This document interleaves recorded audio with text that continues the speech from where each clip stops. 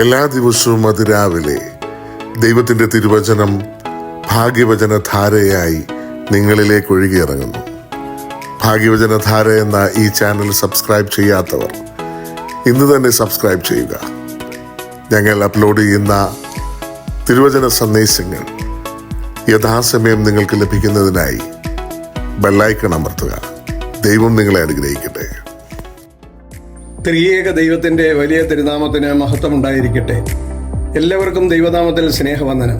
ശുദ്ധമുള്ള മത്തായി ശ്ലീഹായുടെ സുവിശേഷം 5:5 ഗിരിപ്രഭാഷണ വേളയിൽ യേശുതമ്പുരാൻ മൂന്നാമത്തെ ഭാഗ്യാവസ്ഥയെക്കുറിച്ച് പ്രഖ്യാപിക്കുന്നു. സൗമ്യതയുള്ളവർ ഭാഗ്യവാന്മാർ, അവർ ഭൂമിയെ അവകാശമാക്കും. ഈ ഭാഗ്യാവസ്ഥ യേശുക്രിസ്തു 37-ാം സങ്കീർത്തനത്തിൻ്റെ 11-ാം വാക്യത്തിൽ നിന്ന് എടുത്ത് ഉദ്ധരിച്ചിരിക്കുകയാണ്. അവിടെ ഇപ്രകാരം പറയുന്നു: എന്നാൽ സൗമ്യതയുള്ളവർ ഭൂമിയെ കൈവശമാക്കും, സമാധാന സമൃദ്ധിയിൽ അവർ ആനന്ദിക്കും. സങ്കീർത്തനങ്ങൾ 37:11. പ്രിയമുള്ളവരെ, എന്താണ് സൗമ്യത?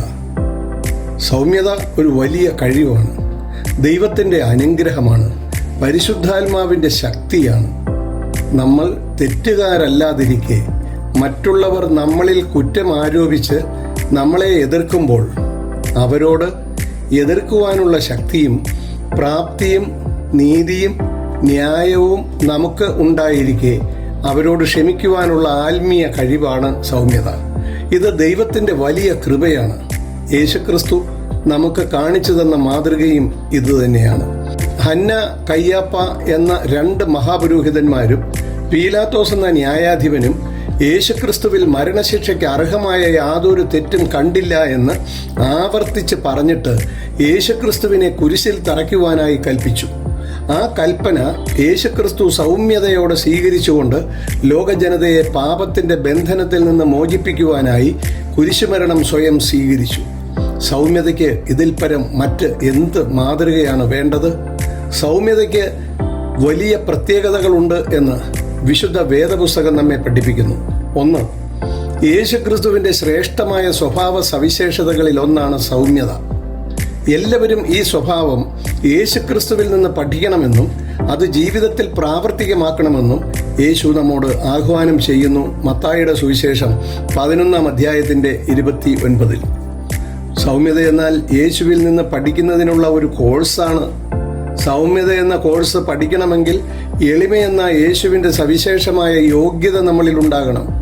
ഈ സവിശേഷതകൾ മനുഷ്യരിൽ ഇല്ലാത്തതുകൊണ്ടാണ് അക്രമങ്ങളും അനീതിയും നാട്ടിൽ നടമാടുന്നത്.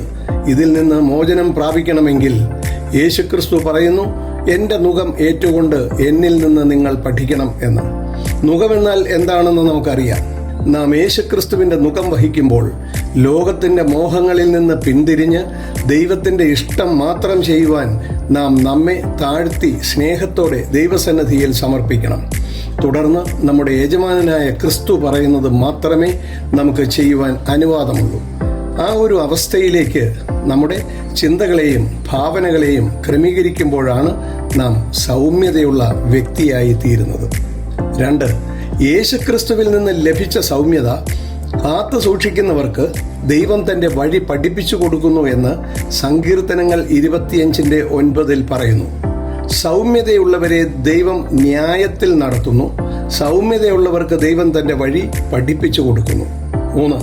ദൈവം തൻ്റെ മക്കൾക്ക് ദൈവരാജ്യം ലഭിക്കുവാനുള്ള വഴി പഠിപ്പിക്കുന്നത് എങ്ങനെയാണെന്ന് അറിയണ്ടേ?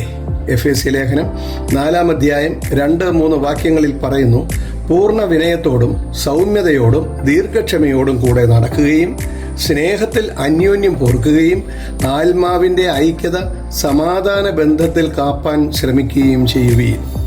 4. സൗമ്യതയുള്ളവർ ഭൂമിയെ കൈവശമാക്കും, സമാധാന സമൃദ്ധിയിൽ അവർ ആനന്ദിക്കും.